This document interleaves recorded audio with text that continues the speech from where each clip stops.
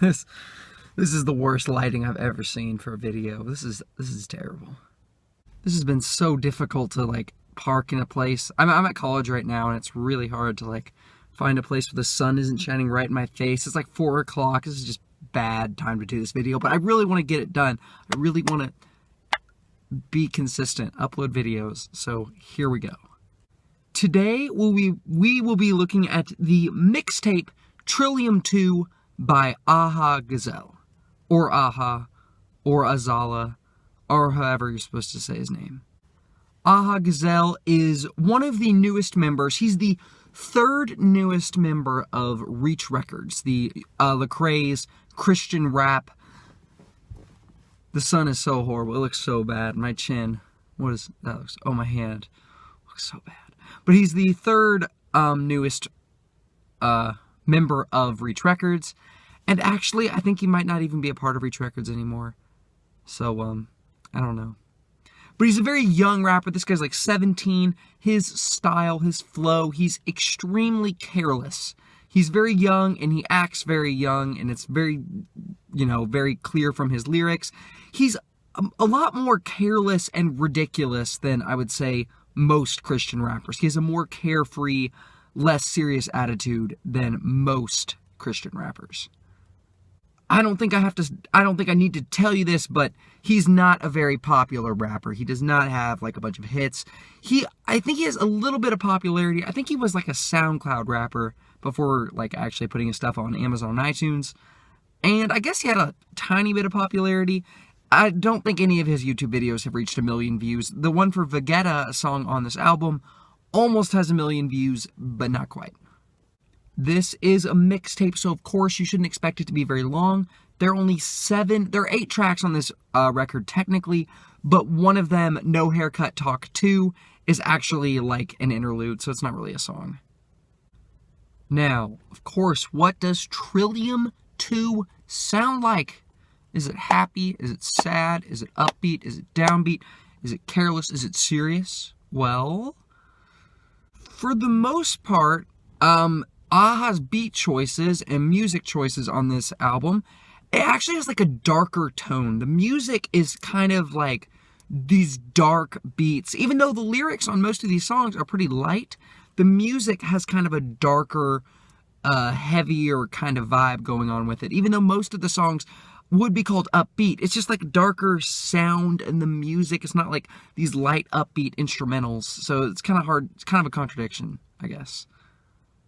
The obvious exception to this rule would be the song Mama House, which has a very, very upbeat, very fast, very light beat that plays throughout the song. So it doesn't have the darker tone of the others. But the slowest sounding, the slowest, most down-tempo song on this album is Vegeta, a reference to a Dragon Ball Z character, I think. I don't know why, though, but it's like a love song. I don't know what it has to do with Dragon Ball Z. I don't watch Dragon Ball Z, but I think it's a weird thing. I don't know. I don't get it. But of course, it's a love song. It's like a breakup song. It's very slow and dark sounding music on that song. The lyrics on this thing, for the most part, are ridiculous. If there's one thing Aha knows how to do and that really comes through about him, is that he is a fun-loving guy. He's a very carefree person.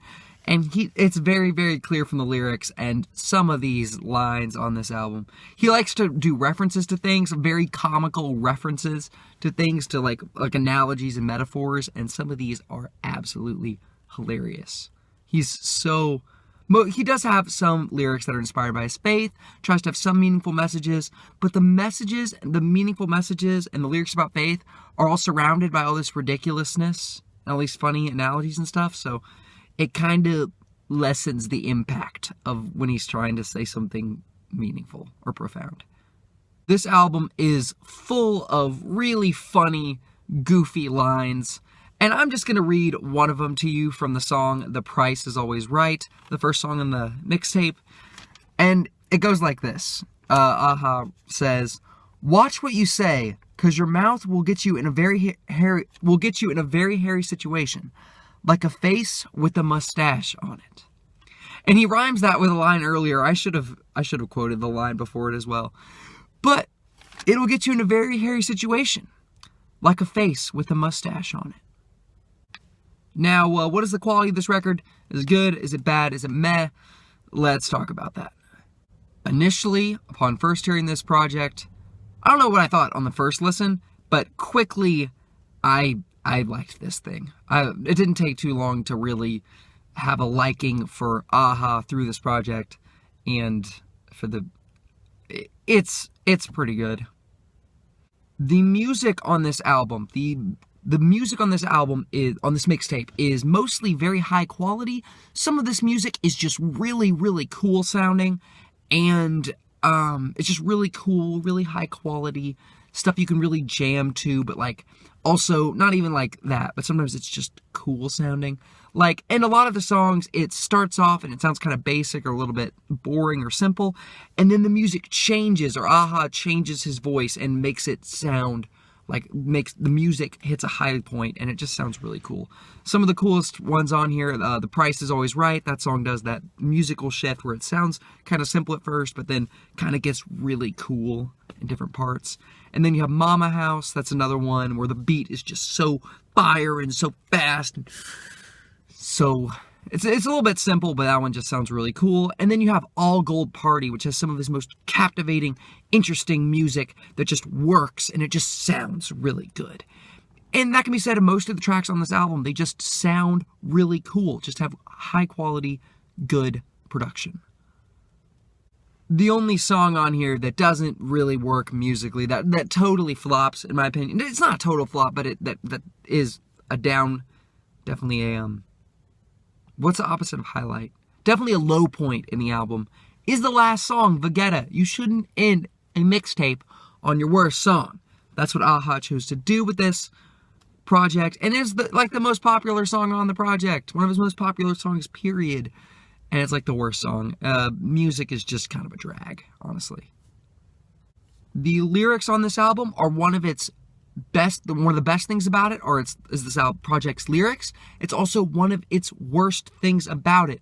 The lyrics on this thing are so fun. They're so careless. They're so ridiculous sometimes. His analogies and metaphors, that's another thing that really stands out about a-ha, is just his lyrics and his carefree attitude and some of the ridiculousness of what he says.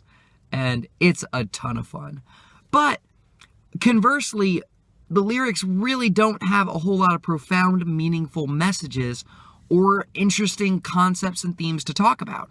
Because a lot of the lyrics is just a-ha flexing, it's just a-ha having a good time, it's just a-ha doing whatever he wants, just being careless, just saying funny things. And that's enjoyable, but it doesn't go a lot deeper than just this base level of funny goofiness and enjoyment. Lyrics are a lot of fun, but not a whole lot of substance.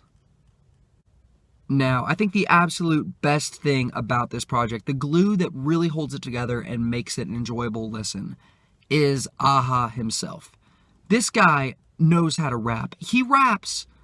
It's like he was born to rap. Like this was like he was born to do this because of how careless, just how effortlessly he delivers these lines, these really goofy lines, how effortlessly he raps, even when he's rapping like serious, how fast he can go, how slow he can go. Whenever he does it, he just feels totally at home rapping and delivering these lines, and just, he's super enjoyable to listen to. His personality, the personality he brings with these lyrics. If other rappers saying these lines, they wouldn't be as fun or enjoyable because they don't have this guy's personality. They don't have his character. They don't have his style of delivery. It's just really just a lot of character and personality in the delivery, and it really makes a-ha stand out from the rest of Reach Record rappers and the rest of rappers in general. Is this guy's demeanor, is his attitude and performance. In conclusion, I really did enjoy Trillium 2. It's definitely not the best project he's ever done. We're going to get to that soon. But this project, it really highlights a rapper who's super fun, who's funny, who's careless, and he's just very comfortable with what he's doing. This album is an introduction to a rapper who's capable of being hilarious and I mean, I keep emphasizing how funny it is. It's not like laugh out loud funny, most of it. It's mostly just kind of puts a smile on your face. That was goofy. But just very talented rapper at doing what he does. What he's doing is unique. The music is pretty high quality. Very fun, goofy lyrics. But a lack of lyrical substance. And of course, Vegeta isn't that great. And the second half of Mama House, there's a guest artist called MC Fiji. And he basically ruins the song. His performance is so awkward and cringy. But I'm going to give this thing a 3.75 out of 5. What do you think, man? What do you think of Aha? What do you think of this terrible lighting? This is the worst ever. This is the worst we've ever done. I don't know, it might not be the worst. Let's see how bad the thumbnail turns out to be for this one. Oh man, the thumbnails. The last one was awful. I had like a streak of bad thumbnails when I started the channel, and then I had like a streak of like sort of good thumbnails, and that really made me happy. And we're probably going to get back to the bad ones. So don't be surprised if this video has a really crummy thumbnail. Thank you so much for watching. I love my 6 subscribers. I think that's crazy that I have 6 subscribers. 6 subscribers. Thanks guys for watching. Look at my hands. White, darker, white. Look at this terrible lighting. Oh man. It looks so weird.